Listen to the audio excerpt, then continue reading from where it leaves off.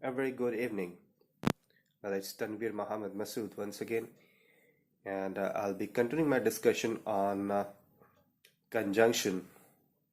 Conjunction, like I said, it's one of the most vital parts of speech that basically completes a correct English sentence. An English phrase or a sentence won't be complete if proper conjunction is not put into it. So, in my last talk, I had basically given examples of few conjunction. Today, I'll continue with that example.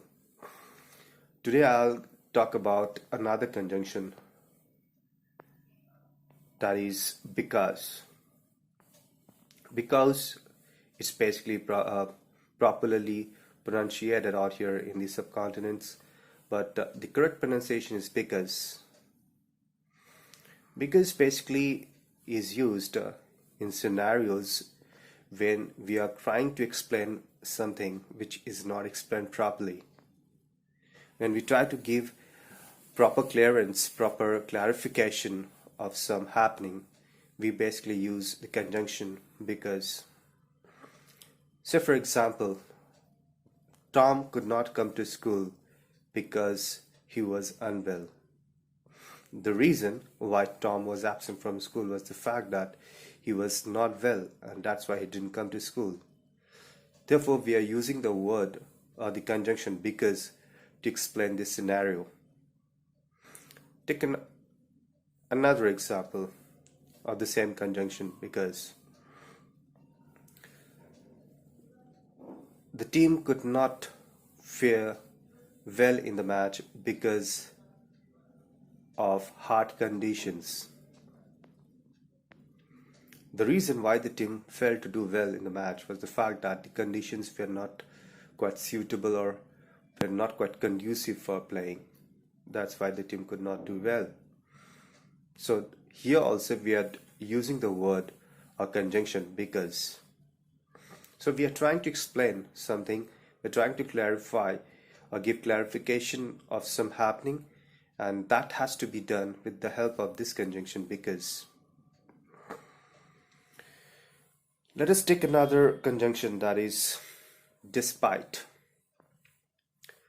Now despite, in spite, still, and instead, these are all similar and correlated and interconnected conjunctions.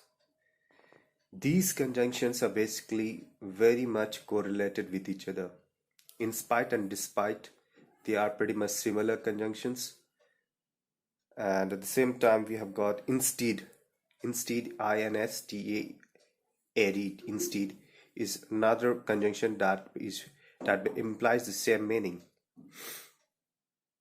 Now let me explain to you under what scenario these conjunctions are used. Despite is basically used in scenarios when something positive was expected because we did something positive, but at the end of the day we got a very negative or maybe a very opposite or reverse outcome of it. Say for example, despite working hard, he failed in exam. Generally what happens when we work hard for our examination, we basically do fare well. We do well in our examination. We expect a positive result. We never ever expect that a student who is working hard in his for his examination, he at the end of the day he faces a bad result. But the reverse happens, and we have to use the word instead or maybe despite. Despite working hard, Tom fared badly in his exam. So this is very, very contrasting. When an opposite thing happens, we have to use the word or conjunction despite. In the same way, we can use this another conjunction, that is instead. He worked very hard for his examination instead of his bad health. when a person is not well, when a person is unwell, or when a student is unwell, you cannot expect that person or that student to put in his 100% effort because his health condition is not good. But then, despite excuse me, but despite being in a bad shape, the student put in hard work and he did well. So under that scenario, we have to use the word instead. So something very opposite is happening. Something is in a bad shape, and despite that, the person does well, or despite that, we get a positive outcome. Then under that scenario, we have to use the conjunction instead. Another very similar conjunction is still, S-T-I-L-L, still. Tom fared well in his exam, still he was not satisfied. That means Tom did very well, but still he was not convinced about the outcome he got. He was expecting much better. So that means still is generally used in scenarios when a person or a scenario, maybe say a person, so for example, has to get convinced with the outcome he or she got, but still that is not happening. Then we have to use the word or the conjunction still. Say for example, there are no clouds in the sky, still it's raining. It's similar to what we have learned in despite and in spite. Something very opposite is happening despite something positive that should have happened. The conditions are very positive, however, something very contrasting is happening.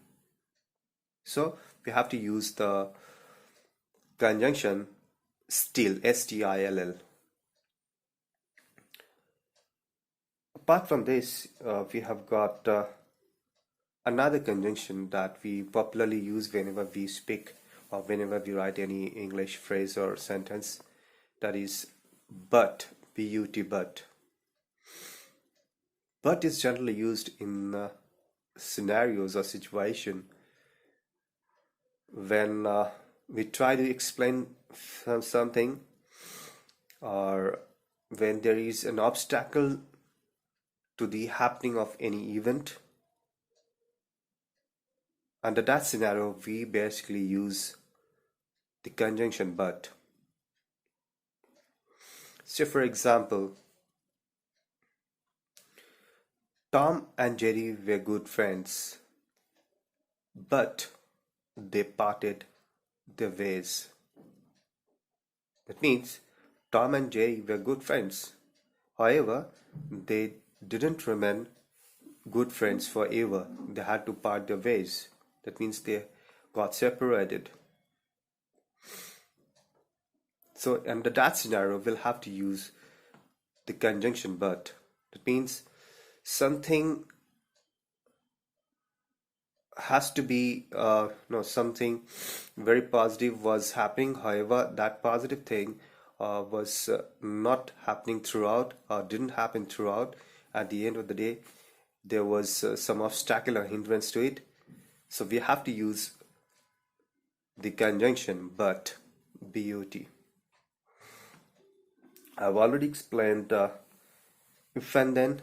If and then is basically one of the conjunctions that is generally used when we try to explain any scenario, which is very conditional, which is the happening of any event is basically dependent on the happening of another event. If it rains hard, then I'll go to school. If has to be properly balanced by another conjunction then.